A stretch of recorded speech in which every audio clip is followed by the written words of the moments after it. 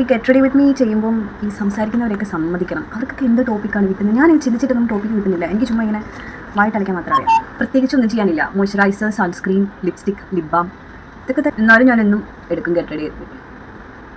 College തുറക്കാറൊക്കെ ആയി വരുന്നു. ഒന്നും ചെയ്യാനില്ലാതിരിക്കുമ്പോൾ ഭയങ്കര ബോറാവും.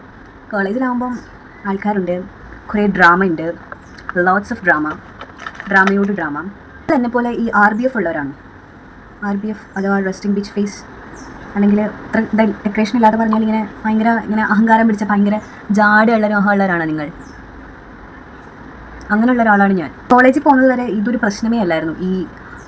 ഈ ജാടയുള്ള അഹങ്കാരമുള്ള മുഖം കോളേജിൽ ചേരുന്നത് വരെ ഒരു പ്രശ്നമില്ലായിരുന്നു. പക്ഷേ ഉണ്ടല്ലോ, കോളേജിൽ കയറി കഴിഞ്ഞാൽ പിന്നെ ഇതൊരു ഭയങ്കര പ്രശ്നമായി തുടങ്ങി. അപ്പോഴാണ് ഇതിൻ്റെ ഒരു സ്കെയറി പാർട്ട് എനിക്ക് മനസ്സിലായത്. Because people will assume that you are an അഹങ്കാരി. നിങ്ങൾ അഹങ്കാരിയായിട്ട് കാണും. അവർ വന്നും സംസാരിക്കത്തുമില്ല. എവിടെ പോകാനായിട്ടാണ് ഞാൻ ഒരുങ്ങുന്നതെന്ന് ചോദിച്ചാൽ അങ്ങനെ ആരും ചോദിക്കരുത്. അങ്ങനെ നിങ്ങൾ ആരും ചോദിക്കരുത്.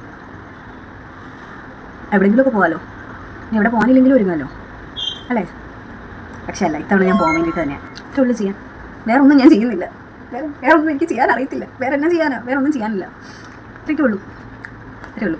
ഇങ്ങനെ വെച്ച് കഴിയുമ്പോൾ ഇപ്പം സമാധാനമായി. എല്ലാം കഴിഞ്ഞിട്ട് ഇങ്ങനെ കിട്ടി കഴിയുമ്പോൾ എനിക്ക് സമാധാനമാണ്. ഇപ്പോഴാണ് എനിക്ക് കംപ്ലീറ്റ് ആയത്. അപ്പോൾ ഇത്രയുള്ളൂ. എൻ്റെ വീഡിയോ അറിയുന്നത് ഫുള്ളായിട്ട് കണ്ടിട്ടുണ്ടെങ്കിൽ ഇഷ്ടപ്പെട്ടെങ്കിൽ ലൈക്ക് ചെയ്യാം കേട്ടോ. അപ്പോൾ ഇത്രയുള്ളൂ. ശരി, ബൈ.